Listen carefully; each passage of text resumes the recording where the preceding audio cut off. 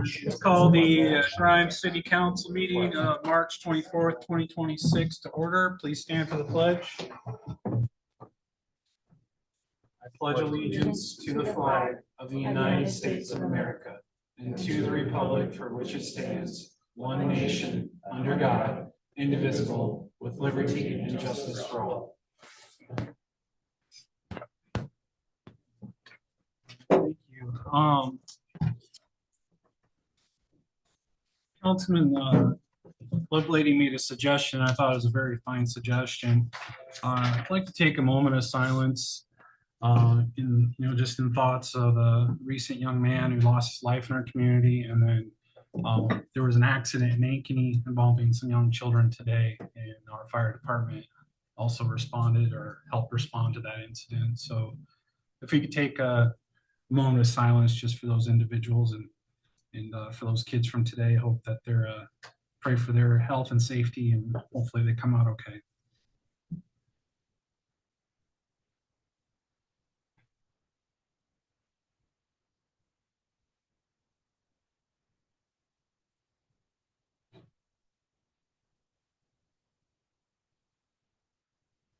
Okay, thank you very much.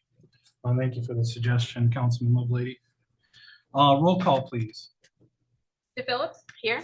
Earlbeck here. Johansson here. Lovelady Here. Workerding Here. Okay, thank you. Can I have a motion to approve the agenda? Motion to approve. Second. It's been moved and seconded. Any further discussion? Seeing none, roll call, please. Phillips. Was it first? Yeah. Earlbeck. Aye. DePhillips. Aye. Workerding. Aye. Lovelady. Aye. Johansson. Aye. Okay, thank you. We're going to move things just slightly out of order. Chief Schneider has got some things to get to, so we're actually going to start with the Polk County Sheriff report. So, Sheriff Schneider. Thank you, Mr. Mayor, Council, everybody. Yeah, tonight's our first night of Citizens Academy, so I'm going to run from here back to the office again and get the citizens warmed up for what they can expect for the next few months. But just to give you an idea, we had a monthly report from February 23rd to March 23rd. We've had 1,081 events here in Grimes, 39 motor vehicle crashes, 92 medicals, 31 burglar alarms, 76 building checks, 12 disputes, 9 domestics, 17 disturbing the peace and quiet, 13 fire alarms, 47 criminal investigation follow-ups, 35 suspicious vehicles or people, 307 traffic stops, 22 extra watches, and 21 welfare checks. So I hate to tell you this, but you're getting your money's worth. And I did want to address an issue and take a moment. We had a 5-year-old tragic situation that happened. And it's unfortunate, but I just want to give you an idea of the response we had. And you mentioned the thing tonight that Ankeny was, you're up in Ankeny helping. Ankeny was here helping. We had over 50 officers on scene to help try and find that young child. So that's not even counting the fire department.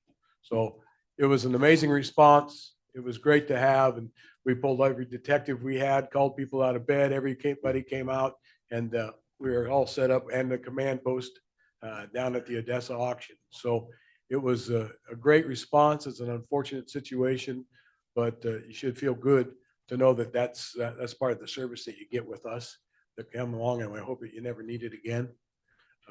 But times are crazy. So, and we've had a couple suspicious reports, and maybe I think I was watching the Facebook page.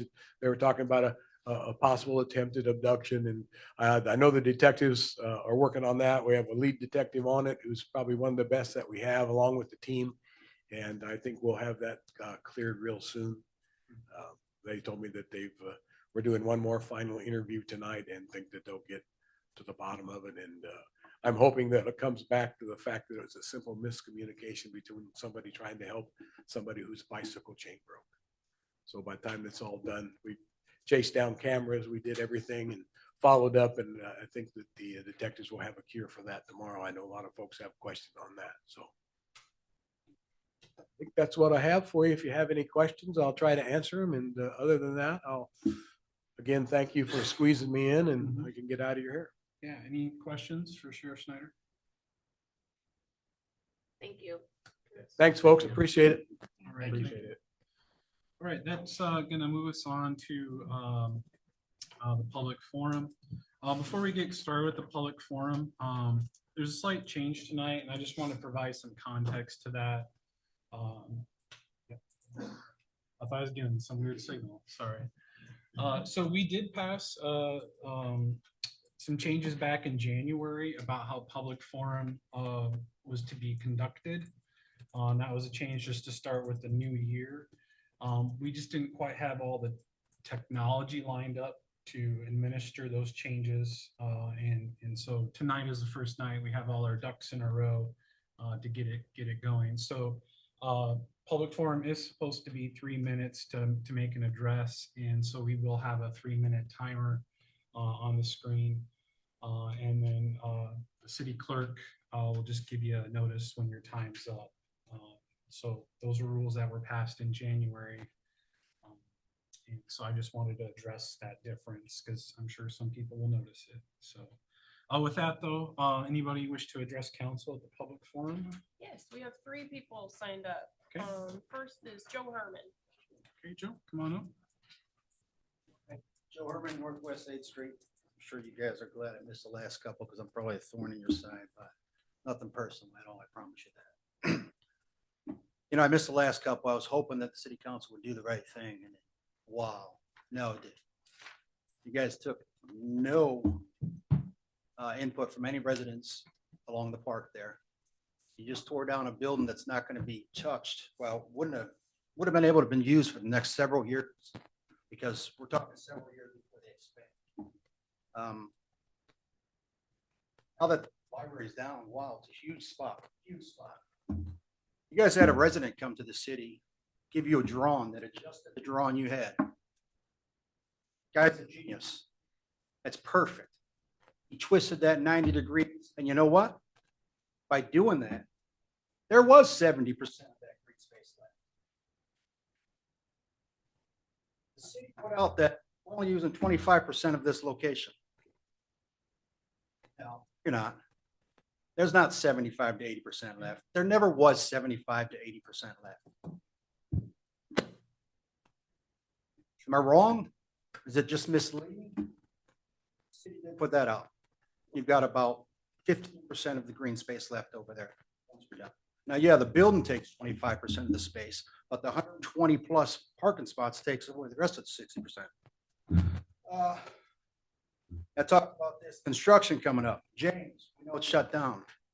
We see you guys are starting construction. Gateway and First Street. 2 main thoroughfares coming into the town, out of the town, under construction. You know, it's not just the, we'll say the inconvenience to the residents. It's a serious safety issue. Response times for the fire department. Whoever thought it was good to let's have major construction on our 2 main thoroughfares coming into the city of Grimes. Wow, that's all I can say. Next, I'll talk about the tax. It's not a franchise fee, it's a tax, okay? I am 100% pro public safety. Love the sheriffs. Yes, I'm for police department in the future. Love the fire department. To sit here and say that we have to wait to 2027 to get these people fully staffed when the sheriff just told you this was 30 days, what he just said. 30 days. Crime is going up. Yes, it goes up with expansion and all this other stuff. I get that, okay? It's just a tax. And every city council member except Leslie and Jared, that's to you. You can sit here and say, no, I don't vote for that franchise tax because you can go ahead and get your resident votes. Every city council member lower taxes for 8 to 9 years. That is on you, okay? I know you got this new thing where I got 7 seconds left. It's unfortunate. Lord Phillips, I could quote you. You said when you ran the first time, I hate to see us lowering taxes every year because you know what's going to happen? We're going to be tagged with a big tax. Do you remember that quote? You do, don't you? You don't? I'll send it to you or I'll post it anywhere you want to see it. This tax is ridiculous. You spent $20 million taxpayers' money on a Grimesplex. That money could have funded the sheriff's department and fire department for 10 years. But it was only supposed to be $7.5 million. Step up, do the right thing for the residents. Thank you, Joe. Next. We have Zach Fuller. Good afternoon, Mayor and City Council. My name is Zach Fuller. I am part of the American Legion Post 577 here in Grimes. I'm just coming up to let you all know that we're here in Grimes, put the word out about, just us being here, what time we have our meetings, and just let you know that in the city of Grimes, if you all need anything, please feel free to reach out to the American Legion. We do have our meetings on the first Monday of every month at 5:30 at the Grimes Public Library. So other than that, if you have any questions, and I'll get my information sent to the city clerk. Thank you. Thanks. Thank you, Zach. And thanks for the, Legion, just all those citizens group. Like I remember when you guys came out when we dedicated the statues at the library, because that was related to the services. So appreciate the group and showing up for those things and just being good citizens in the community. Next. Okay, we have one more, and I have John, but I'm not sure what the last name is. Or John, who signed up for public forum?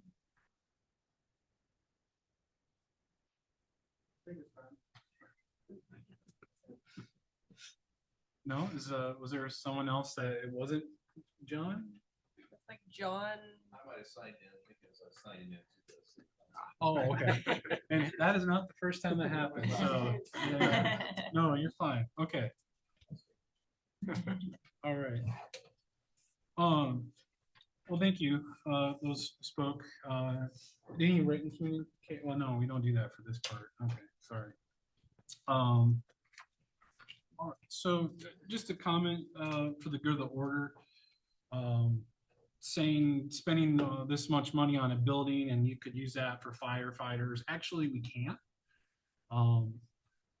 The budget and the way it works, the things we have for buildings and whatnot, that comes out of a separate levy. How we fund firefighters is a general levy. State has mandated our general levy may only grow by 3.5%, no more. We can't just take and chuck a bunch of money in the general fund and then hire 10 more firefighters all of a sudden, because that would exceed 3.5%. We are kind of handcuffed on that. And so the franchise fee for just out of the limited set of options we have, just based on how things work, is a new levy that we can use those funds for those purposes, because we are basically capped out and maxed out on what we can do with the general fund. We can't steal and put more in it. Like we just legally can't. The state says you cannot do that. Okay. Shake your head all you want. It's how the rules work. No. Don't address me if you're not gonna let me respond to you. Oh. Okay? All right. I apologize. This is going over multiple years. Yes, if we can put taxes down for 9 years, we wouldn't have to worry about it. All right. I did not deny that. Okay. Well, here we are. Point of order. This is not an open discussion.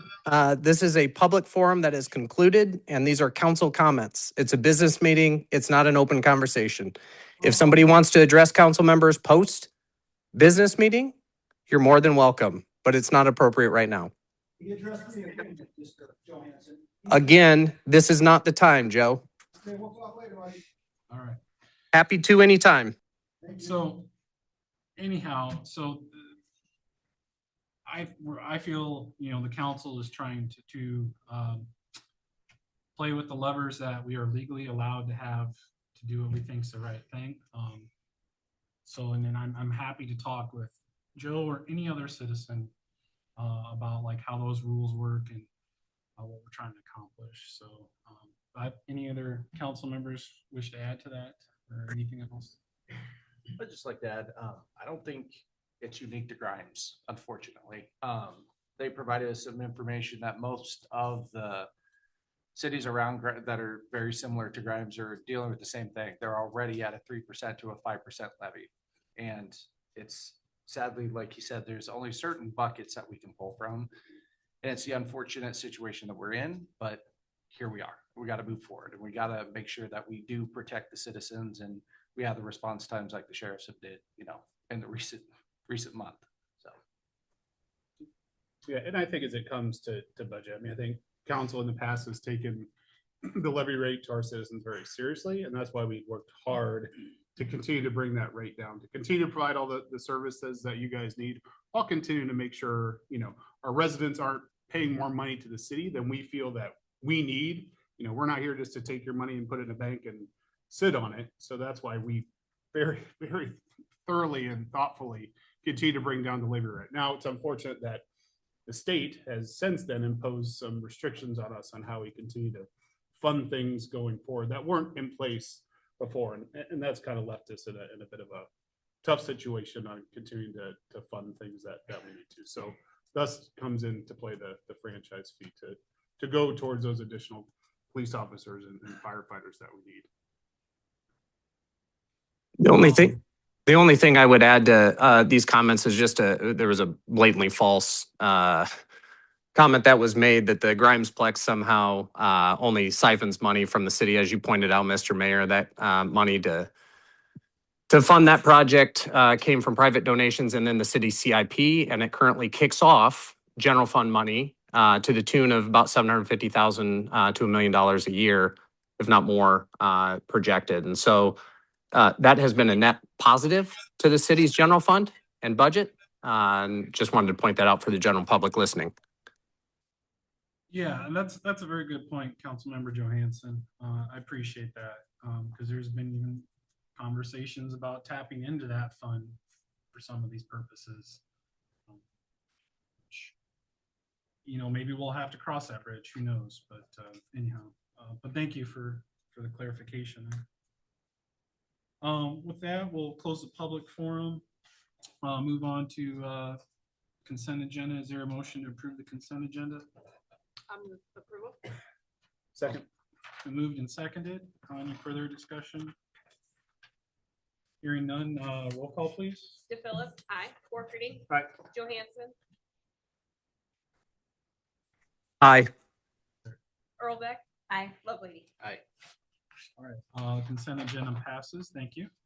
That brings us to proposed action items. First up is Ordinance 811, amending Grimes Code of Ordinances regarding the amount charged under Section 9-15-6, subsection 1 for the collection of recyclable materials, and Section 9-13-9, subsection 1 for the collection of solid waste. Marcia is going to give us some background, and then we'll have a public hearing on this. Good evening. As in prior years, Metro Waste will increase the cost to the city for recycling and solid waste fees beginning in July of this year. In prior years, the city has funded a portion of each household solid waste services from the general fund and subsidized the proprietary fund. For the fiscal year 27 budget, we have incorporated the full cost for the services into the rate. The solid waste fee will increase $1.32 per cart and cost $12.37 per month for each cart at a residence. Some residents do have two, so they'd be charged for the double. Recycling fee will increase 49 cents per cart and cost $5.13 per month. The combined monthly increase for fiscal year 27 will be $1.81 per address. This allows the proprietary fund to become self-sustaining as all our other proprietary funds operate. You can answer any questions as you go. All right, thank you, Marcia. Before questions, let's hold the public hearing on Ordinance 811. Does anybody wish to address council on this specific item? Seeing no one, is there any written communication on this item? There is not. All right, with that, I'll close the public hearing. That brings us to the first consideration of Ordinance 811. Council, any questions or comments for Marcia? Mayor, I just wanted to let you know that I will be abstaining just from a perception of conflict of interest on this one. I appreciate that. I don't think you'd have to, but I appreciate just being extra cautious.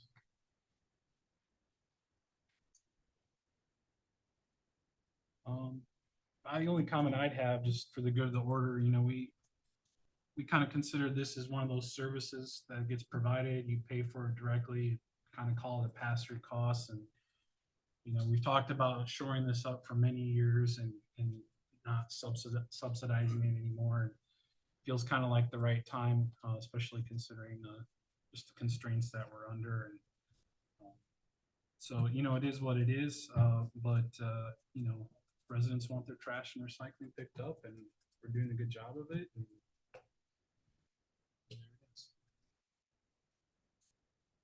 No other comments? I'll go ahead and move first consideration of ordinance 811. Second. It's been moved and seconded. Any further discussion? Just real quick, Mayor, for what it's worth, Metro Waste Authority has done a phenomenal job managing our rates and has kept the cost increases well below inflation. I think it's something that we should be able to celebrate, because they've done a nice job of Yeah, no, that's a really good point. They have, and they've done a lot of work to negotiate the contracts and getting better prices. I know with the recycling center and the commodities, they try to squeeze every penny return out of those commodities, which then helps offset and lower that cost to the citizens of the recycling pickup. So I appreciate that acknowledgement. Any other comments? Hearing on roll call. Warfording. Aye. Lovelady. Aye. DePhillips. Aye. Johansson. Aye. Earlbeck. Abstain. Okay, thank you. That passes. That brings us to item 2, Southwest 19th Street Water Transmission Main Extension. We'll have some comments from Matt, and then we'll have a public hearing. Thank you, Mayor and Council. We talked a little bit about this projects in this area here last couple of weeks. We had the stuff in red being awarded for the asphalt overlays on those streets out there, and then now we got the piece that you see down there in the purple blue color down at the bottom, which is the extension of our 24-inch transmission main that's going to be a future interconnect between towers. This project obviously is driven by some of the developments that we have popping up out in that area. This is to kind of get water stretched out to that area and to extend the transmission main.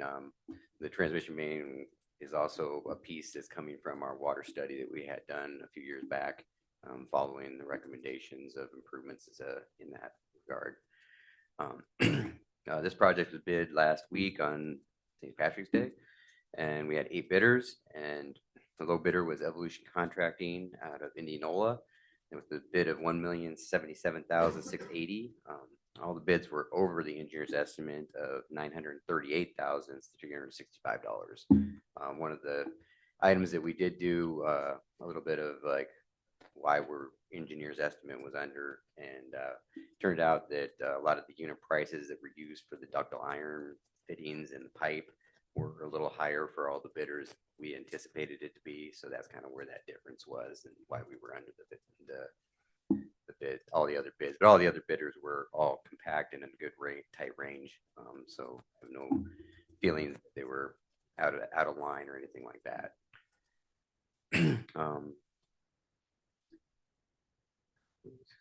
The notice to proceed for this project will occur anytime between now and August 3rd. That's going to set up so that the contractors have an option to start right away if they want to and get on it, or they could get some other work done and schedule this for a little later in the summer. There also is going to be some lead times related to the ductile iron pieces that need to come in for the pipe and stuff. So some of the fittings and the valves and stuff will be a longer time to get here. So that might put them about in that time frame anyway when they get everything approved and ordered. One of the things too that I want to note too on this particular project, just like the asphalt overlay, this was done in-house with our in-house engineering staff. We designed it completely in-house, and the plan is to completely watch the construction. We might need to have somebody come out and help us stake it. Otherwise, we're going to take care of everything related to the project from design through construction in-house, which is a good accomplishment for us. So tonight, we have the hearing on the project plan specs and form of contract and estimate of cost, and then we have the award, the approval of contracts and bonds resolutions, like we usually do. Contractor for this is Evolution Contract. We have worked with them before on a lot of projects. They haven't primed a project for us, but they have been subs on various CIP projects and development projects. How they work and the work they can do and feel that they can do the project in time.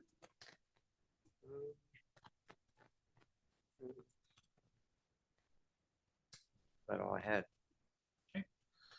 Thank you for that background. At this time, we'll open the public hearing on plans, specification, form of contract, and estimate of cost for the Southwest 19th Street Water Transmission Main Extension. Would anybody like to address council on this specific item?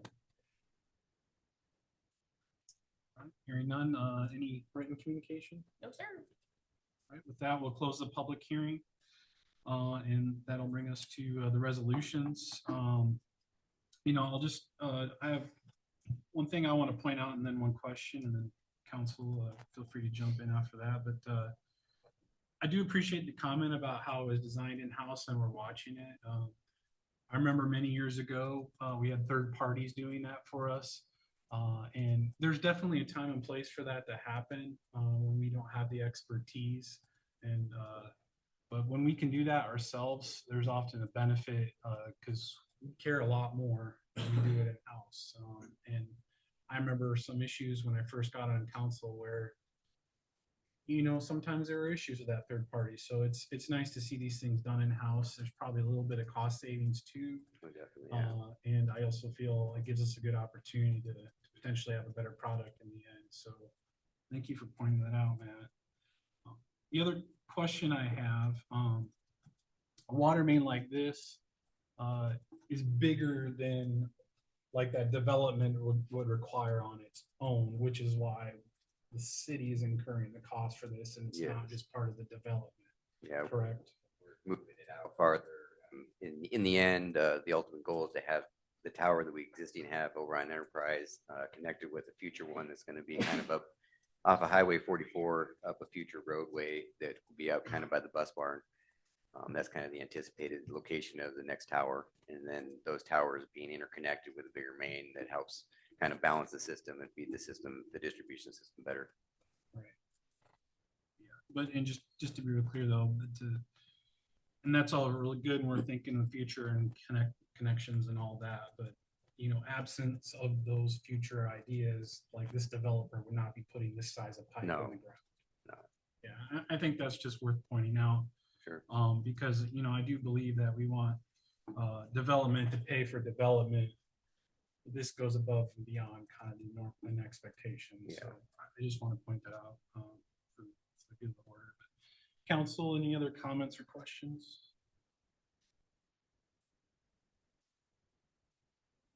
Nothing further. I'll go ahead and move all three resolutions.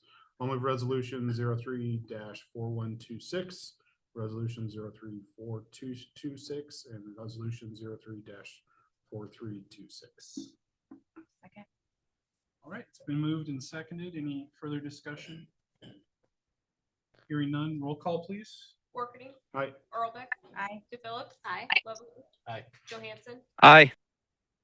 All right, that passes. Thank you, Matt. And that brings us to item number 3, Blue Creek Village preliminary plot and site plan. All right, so this property is located just west of the Oakview Middle School and south of Southwest 11th Street. It's zoned R3 medium. The future land use for this site is low density residential, which is for like attached and detached single families like townhomes style development with 5 to 12 dwelling units per acre. This whole area here in the blue and red is part of the Hope Meadows Phase 2 rezone, which was completed in October 25. And now tonight's proposal is for the portion in red, which would be to approve a preliminary plat and site plan. And that portion in red corresponds to that area here in the purple and the orange on the land use map. For orientation, the right side of the screen is facing north. So this is the preliminary plat. It's just for one lot for the whole development. It meets all requirements for lot size and setbacks. It will exceed minimum setbacks around all perimeters of the site. All easements for ingress, egress, utilities, attention, landscape buffers are denoted on the plan and will be reserved and established with the final plat. And then all required utilities are provided to serve the development. And I can talk a little bit more in detail on those items with the site plan. So the site plan is for 164 ranch style townhomes with 2 to 4 units per building. There'll be 2 access points off of Southwest 11th Street. There is one temp access to the west that is only provided in the event that the neighboring single family is developed and they would like to develop more than 30 units. Because beyond 30 units, they do need 2 access points. If I go back, just to give you a little orientation, it would be kind of this area. Mustang Road will be the main north-south road that would be constructed through this portion of the development. So this portion wouldn't have 2 access points until Mustang is constructed. So that little stub here would give them an opportunity to have 2 accesses in the interim. And then upon construction of all the other access points west, this access could close. It is not necessary to serve this development. They have the necessary access points off of 11th Street for emergency services. There will be a 10-foot trail along Southwest 11th Street, and then all the streets within the development are private, so there'll be a sidewalk on one side of the street, and then all trash will be like residential totes. And then this is a zoom up of the clubhouse, which will be on site. This will have a pool, pickleball court, and dog park for the residents to use. There'll also be some visitor parking for people at the clubhouse, but also for people visiting their friends or family within the development. There is also additional visitor parking on the south side of the project. All utilities will be private throughout the development. There'll be 2 private detention basins, one here and one on the north. And then they will have private street lights on the streets. There'll be a 30-foot landscape buffer on 3 sides of the development with a 30-foot berm. And then on the public street of 11th Street, there will be 1 tree per 50 feet. And then all throughout, we have lots more landscaping throughout.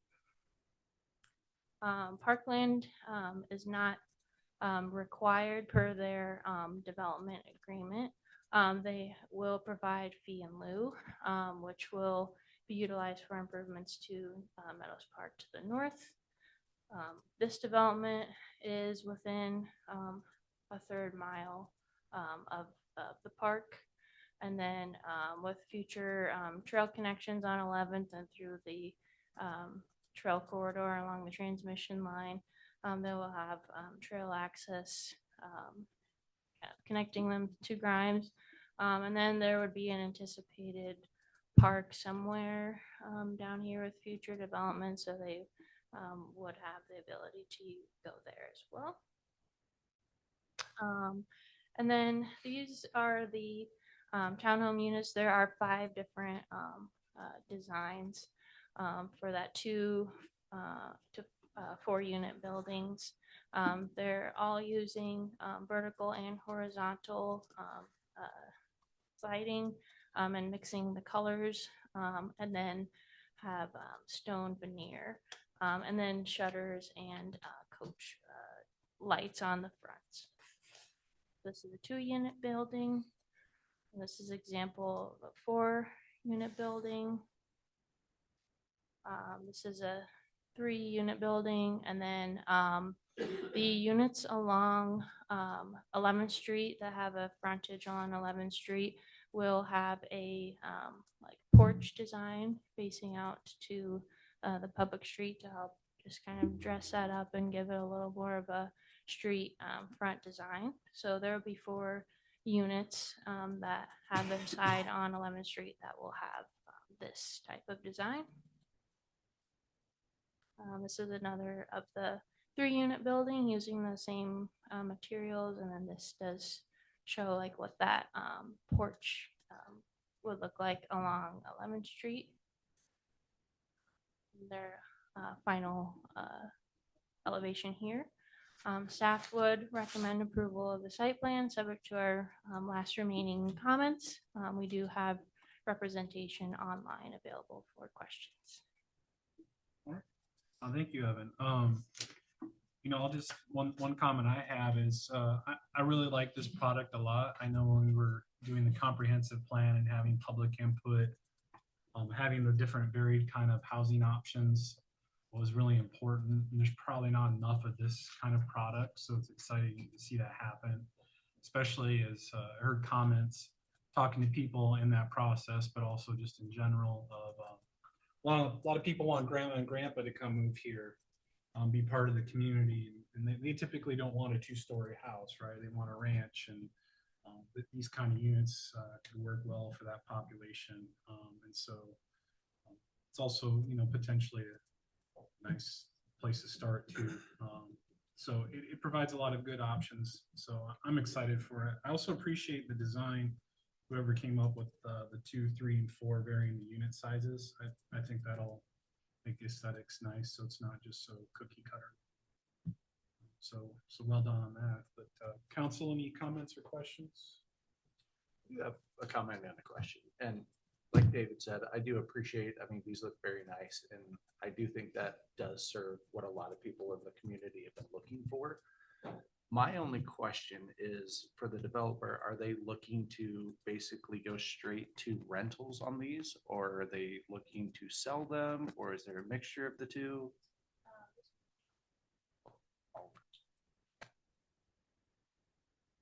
I was hoping that at least a portion of them would be sold. That's one of the things that I keep hearing is we keep throwing up things that are rentals and rentals and rentals. And although they look nice, sometimes renters don't take the best care of the units because they may not be there long term. So that's all I got. Yeah, that's a fair point. If you were to sell these though, and then there's probably going to be an HOA, and then that comes with increased costs, and there's give and take. But that's a fair point. Yeah, they do have a company that will help. Run smoothly, and so. I know you said it's about a third of a mile to the closest park. Was there any green space, or I know there was like a dog park, clubhouse, some other things, but was there like green space or park area in there for them to use? Just to clarify, it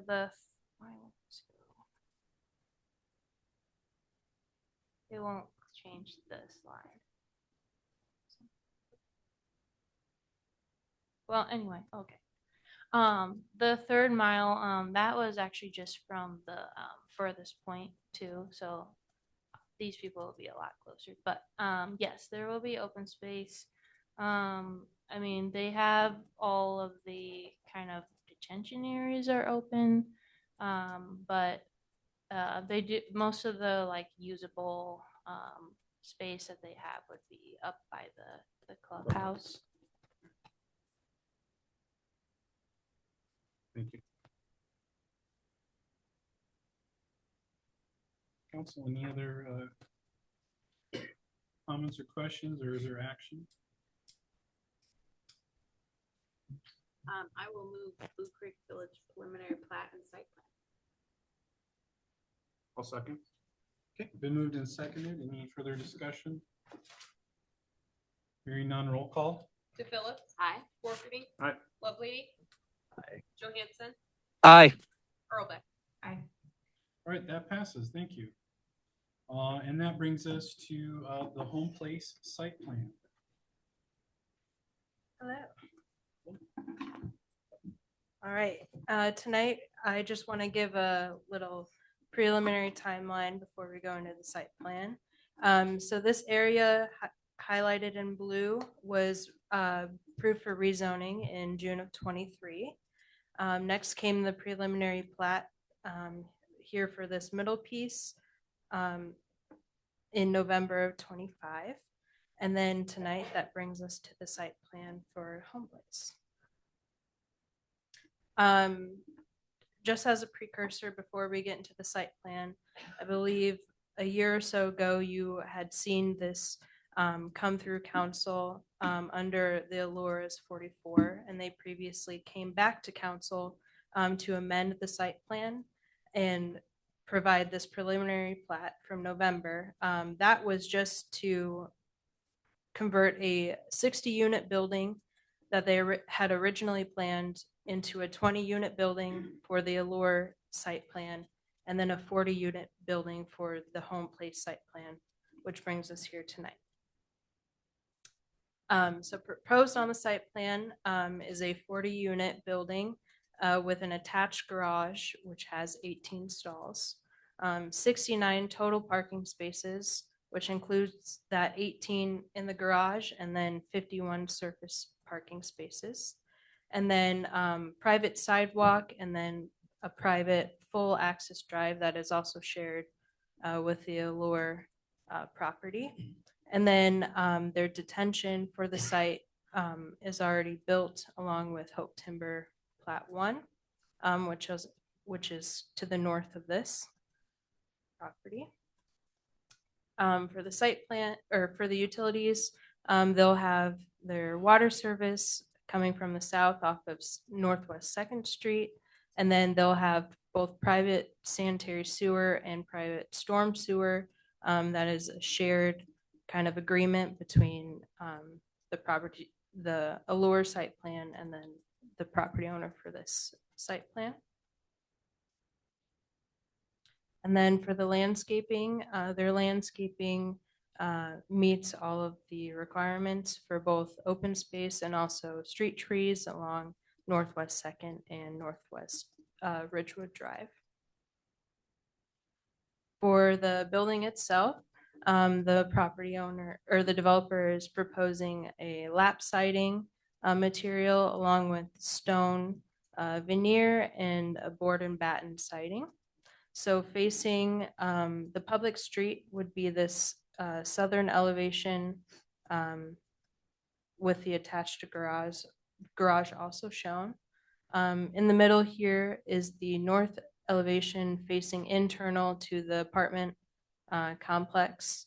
And then both of these building sides are also, one is facing internal, and then this one here would be facing a public street. Other than that, staff would recommend approval subject to remaining staff comments. And then we also have representation from the developer here tonight as well. All right, thank you. Olivia, I don't know if you or the representation that's here wants to speak to the slight uniqueness of this project. I think this is unique on kind of a special thing. I'd kind of like to acknowledge that a little bit, but I'm sure others could speak better to that. I don't know if you want to. Yeah, I can just give a little precursor. The property owner is looking to market this apartment building towards individuals with special needs. So the only thing really different, kind of unique, would be that toward that kind of marketing, but it would function like a normal apartment complex. Yeah. Thank you for that. And I think that's just really neat to see that product. I know families, in those situations want to find a safe place and a good place, for their family members in those situations. And so to have something like that in our city is very, very welcome, very unique, and very special. And so I appreciate this a lot. And with the whole team involved and with the change and just making this happen. So I just wanted to point that out. Council, any other comments or questions? Any action? I'll move approval of the home place site plan. It's been moved and seconded. Any further discussion? Hearing none, roll call. DePhillips. Aye. Earlbeck. Aye. Forkerty. Aye. Lovelady. Aye. Johansson. Aye. All right, sound like a vengeful robot or something there, little Eric. So, but thank you. That passes. That brings us on to discussion items. And so just for clarity, the next couple items are just discussion. So it's a little bit of kind of brainstorming. Whatever feedback council gives to staff will come back at future ordinances, resolutions, or whatever, and be voted on at those times. Just as a point of clarity. So the first up is the franchise fee revenue purpose statement. So again, not voting on that tonight, just giving some feedback and discussion. So I've got a handful of slides to walk through with you just to kind of frame the conversation. Then I'll turn it over to so that you can give us some conversation. Is there no slides in there? I had put together a series of slides. All right. Well, this is so. I mean, you've seen a lot of this in the budget presentation already. Anyway, what is proposed and what is should all be in the council packet mark draft is a resolution setting up a public hearing on this, resolution approving the revenue purpose statement, a proposed ordinance effectuating this, and then I think we also transmitted by separate correspondence city attorney. By and large, the process is this. First, you gotta set a date and time for a hearing on the ordinance, and you need to adopt a revenue purpose statement. Proposed to do that at first meeting in April, so your next council meeting. We'll bring that material to you. Iowa code prescribes a number of different uses that you could include in the revenue purpose statement. Based on the conversation we've had, we've tailored that narrowly to public safety costs only.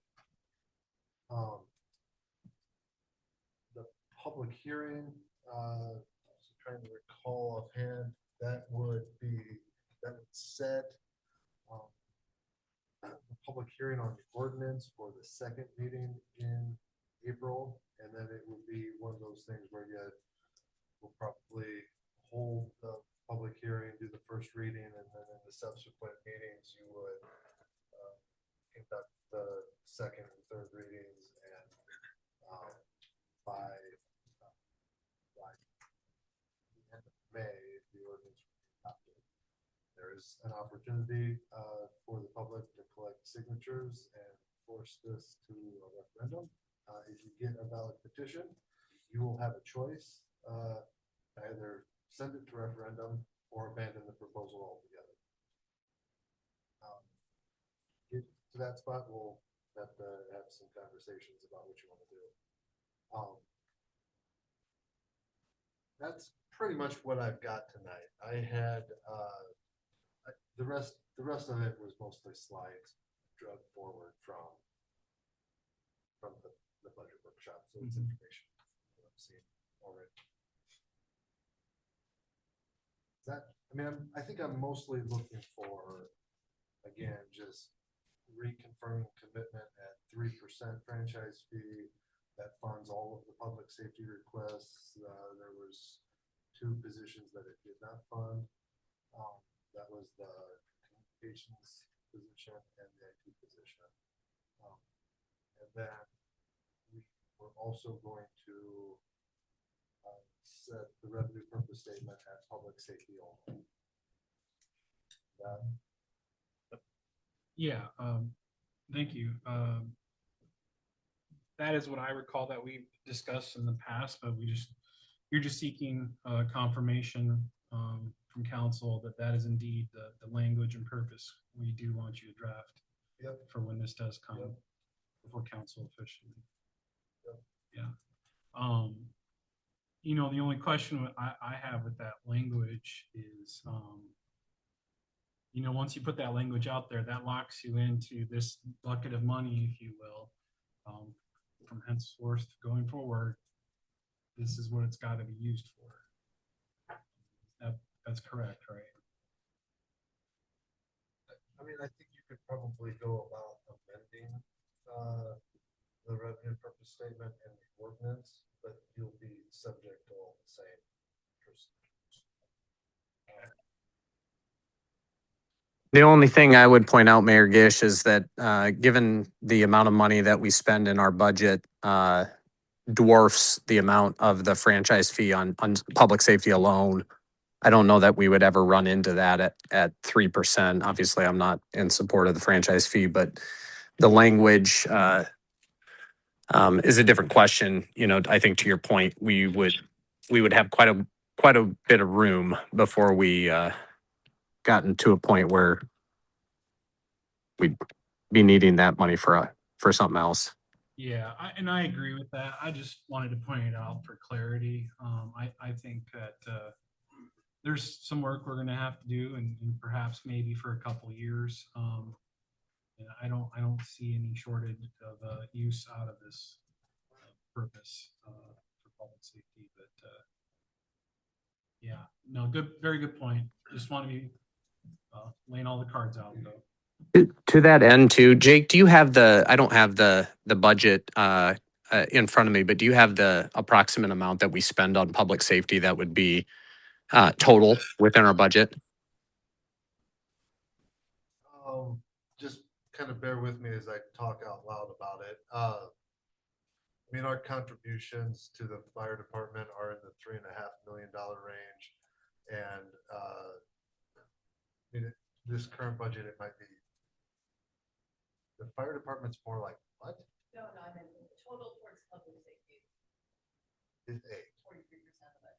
Yeah, $8 million. At 3%, the franchise fee will generate $717,000.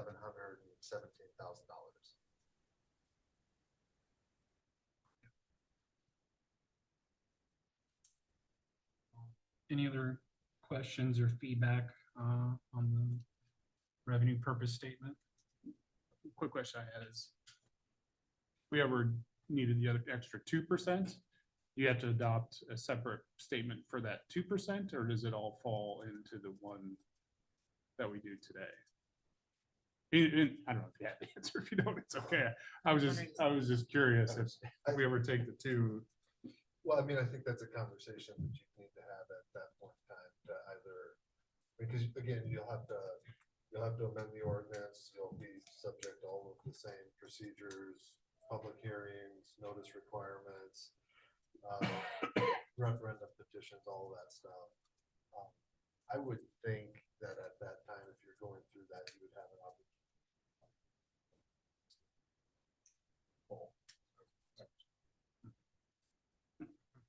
Okay, that's good.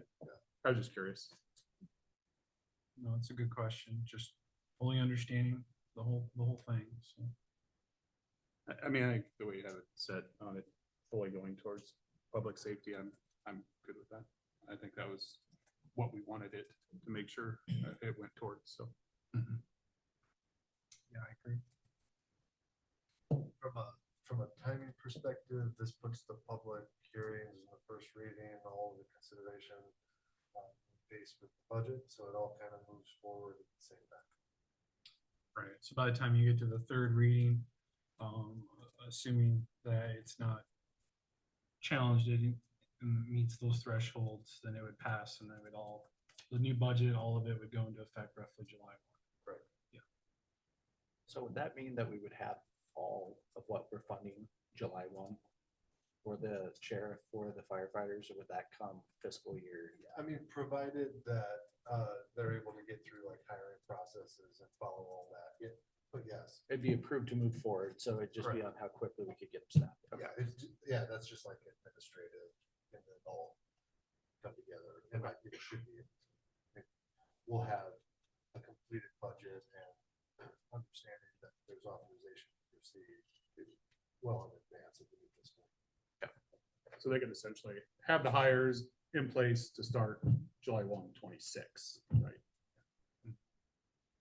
But if we have to go to referendum that pushes this out, 'cause that wouldn't be till September. And if it doesn't pass, we cannot fund the fire and police increase. So if we do Well- not do this, we don't have enough money for the increased ask for both fire and police.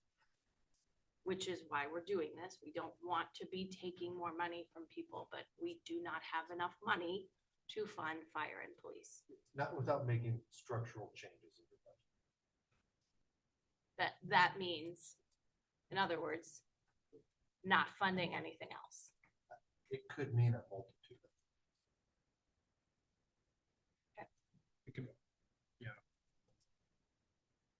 But also just to clarify, like all of the extra things that were asked from every single department got shut down this year. We're not adding anything non-essential and we're still having to do the 3%. So it's not like we have a lot of room elsewhere to pull from if we don't do this 3% without drastically cutting something else. And we have cut the asks in previous years from other departments as well to fund what we could for fire. I mean, we're not taking this lightly. This is a serious situation and we have not enough public safety on both fire and police, and it needs to be funded. And I'm saying this because we talked a lot about this in our previous budget workshop, but not everybody was there.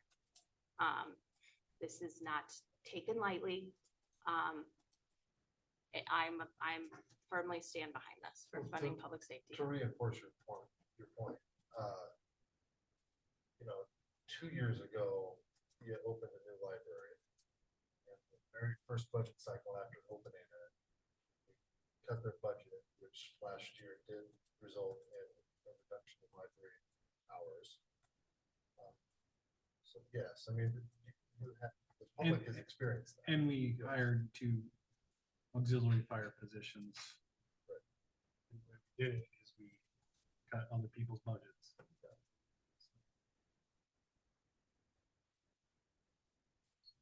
But, these are things, when we go to actually, this would be an ordinance, correct? Yeah. So when it comes to the ordinance, these are things we can reiterate and whatnot. But just to keep our focus here, so it sounds like the direction from council is whether you agree with the franchise fee or not, that the statement or the purpose statement is what we would desire. I'm seeing head nods, so I feel that you got a comfortable direction to work with there. Yeah, thank you. And that moves on. We had Polk County already, and then so that takes us to staff reports. I think we've got just one report. Matt's going to talk a little bit about some infrastructure. Yeah, let's come up and give a quick update on a couple of the 2 major projects, one of them being James Street and the other one being intersection of East First and Gateway. Gateway is scheduled to start open the entire time. Starting on the west leg, which will be to the traffic, then they'll move to the north leg, south. So that'll all be kind of monitored with that traffic flow goes through there, changing of the signals and all the other stuff that's going on. James Street, we have two projects kind of currently going on right now, three really. One of them is the one from last year that's wrapping up. They closed that down here back in February when the weather was allowing us to kind of get started early on that, which was good because they've been moving good. They've had good weather, and they should be to the point where they can start building road base here and putting rock down for that here in the next week or so, and then hopefully having some paving action.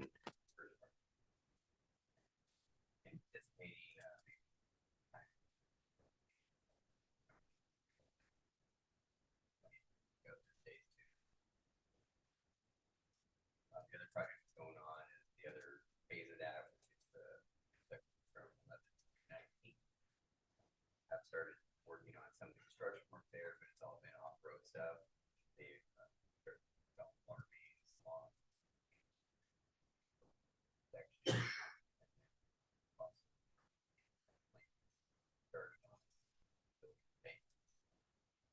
Would be the north part of the intersection leading between 11th and 19th. They kind of, and there'll be, as one of the notices we put out here recently was closing of that trail along there because they're going to be basically having to tear it up to get that cross section built. That's kind of in the ditch today and bringing dirt in there. So once they get all that stuff done and they get the storm sewer kind of brought up to the intersection, we'll be at a spot where we'll be closing 19th Street on that leg, that east leg of the intersection, so that they can start reconstructing that stretch from just about Jacob, I think, all the way the intersection. And then when they get that part done, flip over and do the other piece either this year or that's anticipated to be done next year, but it's not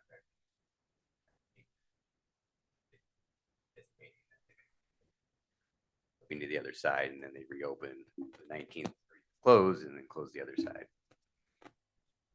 That's kind of where we are right now. I'm hoping that we have this one wrapped up as quick as possible because that's the most disruptive one with closing James Street and having people having to detour around that.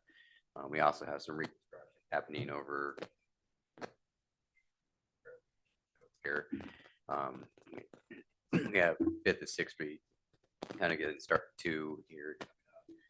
We're going to start with this street because 6th more will be used as the detour for this one, kind of an impromptu detour to get around this one over here. So they'll reopen that, and then the next phase is kind of anticipated to have the traffic north-south on James being flowing at all times. There will be some short closures to get some that we might have to do for up to a 2-week period, but other than that, the north-south traffic all the way out of town to the north there. Have on those projects. So just to be clear, so the 3 projects that are going on in James, you expect that those could be fully paved and fully back open starting in May sometime? From last year, that's just finishing up that last phase. It's closing it right now. And then there'll be another phase that will shut it down again? Phases won't shut it down completely. The north-south traffic will remain open. Phases between 11th and 19th.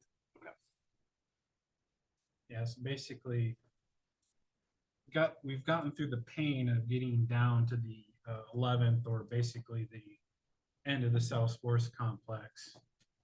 From there on out, the existing 2 lanes will remain open through the whole process. It's just adding 2 more lanes to the other side. To the other side, and so traffic will always be able to continue to flow. There is that just wasn't possible here, just because there was only 2 lanes to start, and we had to reconstruct and add lanes and all that on top of where it already was. So yeah, the biggest part that's going to be disruptive down on that end in this next phase is having 19th closed on for the sections of time where they're rebuilding those on each side, the east and west side, to get the intersection kind of built up and cross section built up to the intersection from those directions. Any questions for Matt? Thank you, Matt. Appreciate that update. Any other staff reports? No, sir.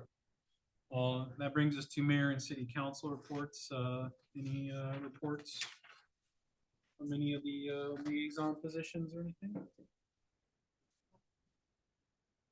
think we have a fire board meeting this week or next week, so one real soon. And we'll obviously update you after that, but Next week. all right, excellent. Is there a motion to adjourn? We adjourn. It's been moved and seconded. All those in favor say aye. Aye. All those opposed? We are adjourned. Thank you.